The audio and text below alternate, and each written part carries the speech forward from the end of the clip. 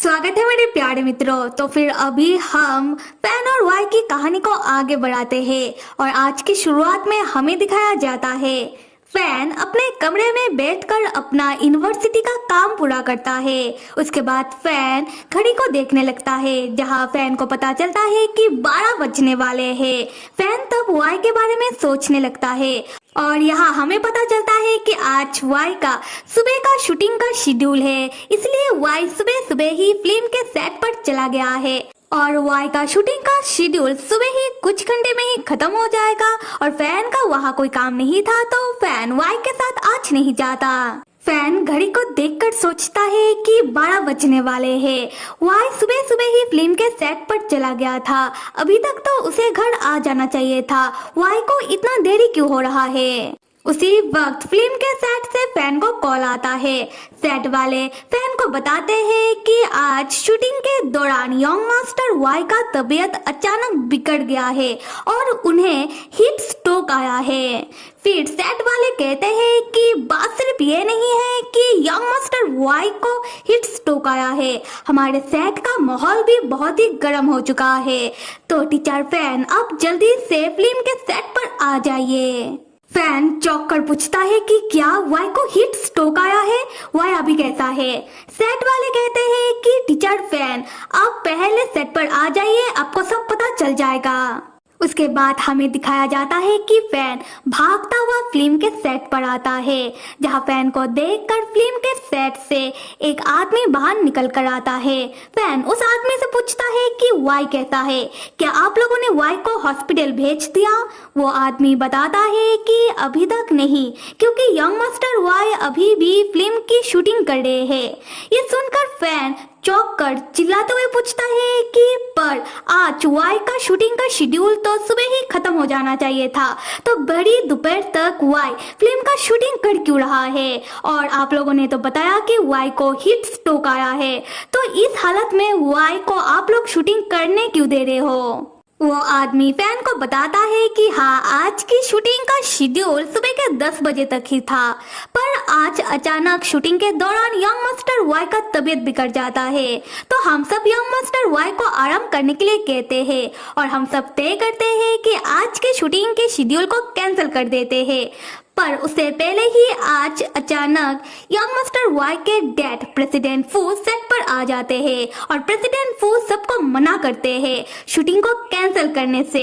President फू का मानना है कि अगर आज का शूटिंग का शेड्यूल कैंसिल हो जाए तो बहुत ही नुकसान हो सकता है, तो इसलिए प्रेसिडेंट फू जबरदस्ती यंग मास्टर वाई से आज के शूटिंग के शेड्यूल को पूरा करने के लिए कहते हैं। और हम सब में इतना हिम्मत नहीं है कि हम प्रेसिडेंट फू को कुछ समझा सके और उनके खिलाफ जाए। उसके बाद हम देखते हैं कि फैन दौड़ता हुआ सेट के अंदर आने लगता है, मने मन सोचता हुआ कि वाई के पिताजी कैसे आदमी हैं, क्या उन्हें अपने बच्चे का तबीयत बिगड़ता हुआ नजर नहीं आ रहा? वो बड़ी दोपहर में वाई का तबीयत खराब होने के बावजूद भी वाई से शूटिंग को पूरा करवा रहे हैं। क्या उन्हें सिर्फ शूटिंग और अपनी नुकसान की पड़ी हुई है? क्या उन्हें वाई का कोई फिक्र नहीं है? क्या अजीब है ये सब। फिर फैन सेट के अंदर आता है। फैन देखता है कि शूटिंग चल रहा है और अभी बस कुछ ही सीन है जो शूट होने वाला है और वाई का तबीयत खराब होने के कारण सीन बार बार रीटेक होकर शूट हो रहा था। हम वाई को देखते हैं जो जमीन में अपने घुटनों के बल बैठा हुआ है और यहाँ वाई को देखकर साफ साफ पता चल रहा है कि वाई का तबीयत बिल्कुल सही नहीं है। वाई ठीक से सांस भी नहीं ले पा रहा था। वाई यहाँ जोर जोर से सांस ले रहा था और वाई कांप रहा था। वाई यहाँ बस खुद को संभालने की कोशिश कर रहा था।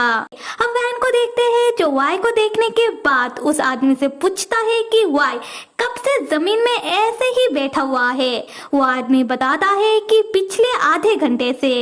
डायरेक्टर ली भी यंग मास्टर वाई को आराम करने के लिए कहना चाहते हैं, पर सेट का माहौल देखकर वो भी कुछ कह नहीं पाते।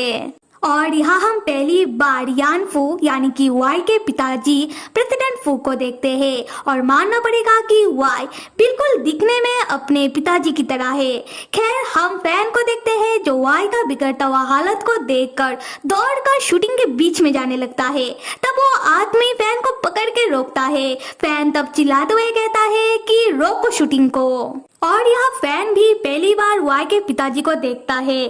फैन वाई के पिताजी को कुछ देर घूरने के बाद कहता है कि आप शूटिंग को ऐसे ही चालू रख कर करना क्या चाहते हो? शूटिंग तो बाद में भी शूट किया जा सकता है। क्या आपको वाई का बिगड़ता हुआ तबीयत नजर नहीं आ रहा? क्या आप वाई को मारना चाहते हो? तब पीछे से वो आदमी फैन को शांत करवाने लगता है कि टीचर फैन आप शांत हो जाइए। प्रेसिडेंट फू बहुत ही सख्त मिजाज के आदमी हैं। अगर आज का शूटिंग कैंसिल हो जाएगा तो हो सकता है कि यंग मास्टर वाई के साथ हम सब भी मुसीबत में पड़ जाए।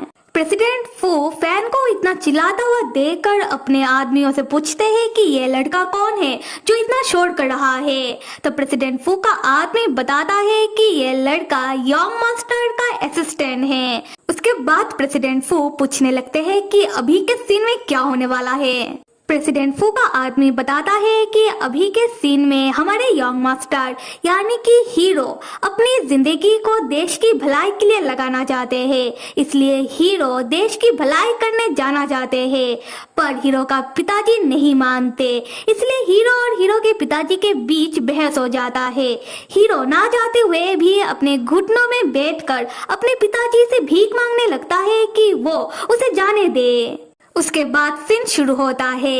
हीरो यानी कि वाई जो पहले से ही घुटनों में बैठा हुआ है, हीरो के पिताजी गुस्से में छड़ी लेकर आते हैं और हीरो से कहते हैं कि तुम नालायक कहीं के, तुम्हें हमारे वंश को आगे बढ़ाना है, तुम्हें मेरे बाद हमारे परिवार के बिजनेस को चलाना है, पर तुम ये सारी चीजें ना करके देश की भलाई करने के लिए उन फ्रीडम फाइटर्स के साथ जाना चाहते हो, इससे तुम्हें क्या मिल जाएगा।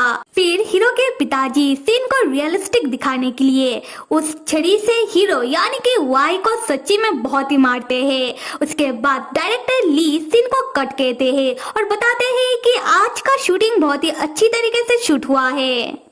हम फैन को देखते हैं जो शूटिंग में वाई को मार खाता हुआ देखने के बाद उसे बहुत ही तकलीफ होता है।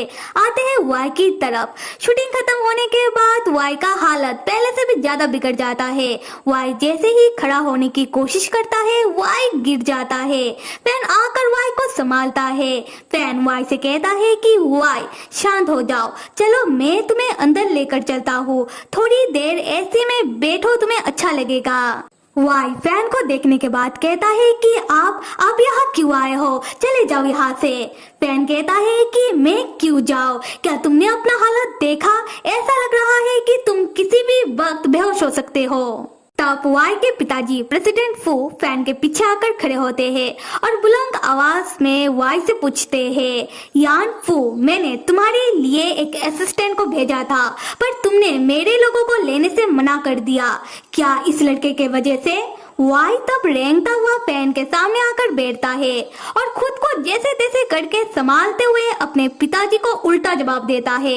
वाई कहता है कि हाँ, मुझे नहीं चाहिए आपके लोग, क्योंकि ये मेरा आदमी है, ही इज माई मैन। तो फिर मेरे प्यारे मित्रों, अगर कहानी पसंद आ रहा है तो लाइक, सब्सक्राइब और कमेंट कर दो। Till then stay with me and see you.